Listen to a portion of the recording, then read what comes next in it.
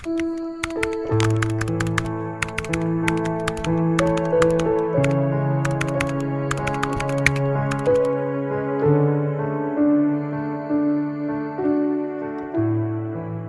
Wasi Sabda yang terkasih, mungkin kita bertanya-tanya, kenapa dalam gereja Katolik harus ada masa Advent? Kenapa tidak langsung saja kita merayakan sukacita Natal? Dalam gereja Katolik, Advent adalah periode 4 minggu sebelum hari Natal, yaitu masa di mana gereja memperingati kedatangan Tuhan Yesus Kristus yang pertama kali di dunia dan mempersiapkan kedatangan Tuhan Yesus yang kedua kalinya.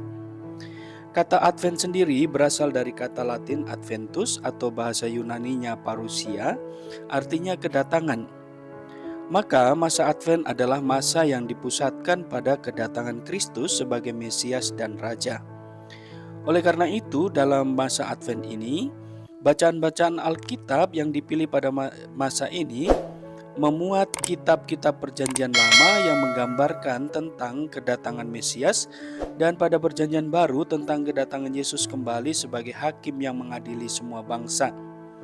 Dan juga pembacaan tentang kisah Yohanes Pembaptis yang mempersiapkan jalan bagi kedatangan Yesus. Dalam ajaran iman gereja, secara khusus dari Katekismus Gereja Katolik nomor 524, dikatakan mengenai masa Advent demikian. Dalam perayaan liturgi Advent, gereja menghidupkan lagi penantian akan Mesias.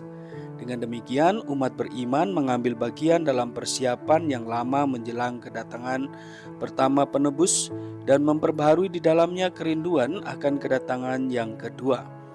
Lihat Wahyu 22 ayat 17. Dengan merayakan kelahiran dan mati Said Sang Perintis, gereja menyatukan diri dengan kehidupannya.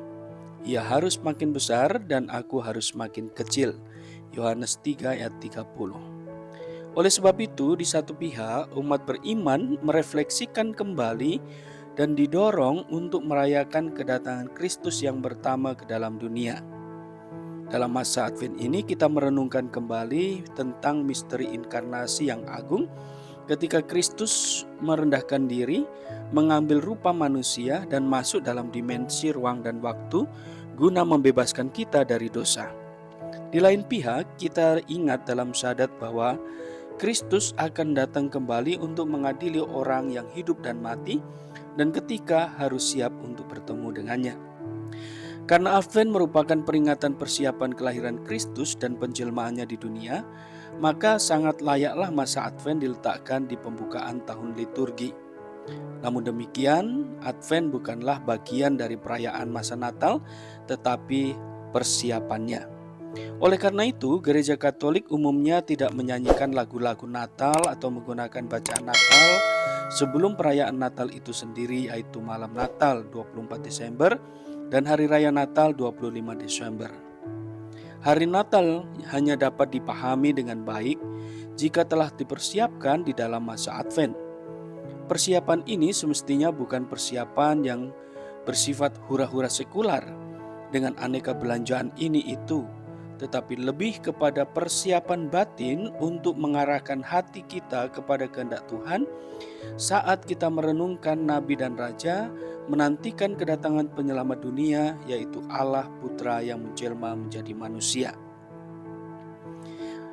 Maka sebagai lambang persiapan batin menyambut kelahiran Yesus Kristus pada hari Natal, selama 4 minggu masa Advent dipasang yang namanya lingkaran Advent, dengan 4 lilin yang setiap minggunya dinyalakan satu persatu, dan pada minggu keempat masa Advent dinyalakan semuanya.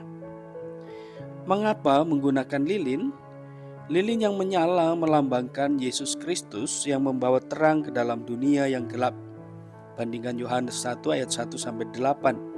Dan dengan lilin yang dinyalakan tiap minggu ini kita ditolong untuk mempersiapkan diri untuk menerima terang itu, yaitu Yesus Kristus yang datang ke dunia untuk menyelamatkan manusia.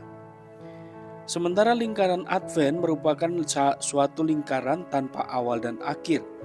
Jadi kita diajak untuk merenungkan bagaimana kehidupan kita di sini dan sekarang ini, ikut ambil bagian dalam rencana keselamatan yang kekal, dan bagaimana kita berharap dapat ikut ambil bagian dalam kehidupan kekal di kerajaan surga.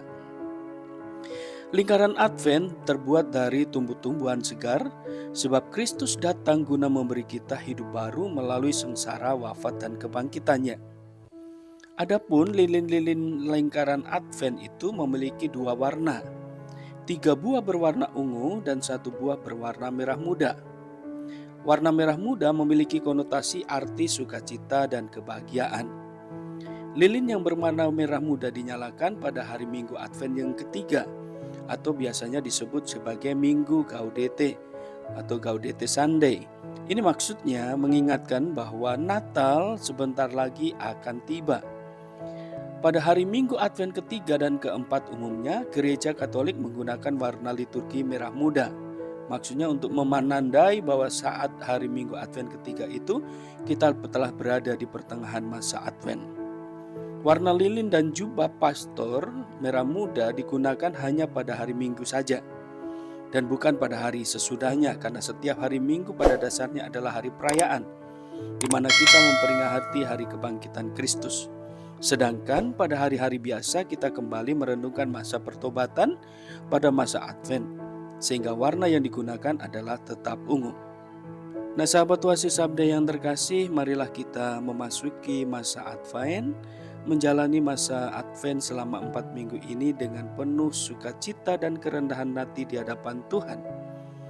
Kita berjalan bersama dengan Kristus dan kita mempersiapkan hati dan batin kita untuk menyambut kehadirannya, menyambut kelahirannya di tengah dunia ini. Semoga iman kita semakin teguh dan kita bersukacita dalam kelahiran Kristus. Tuhan memberkati dan Ave Maria.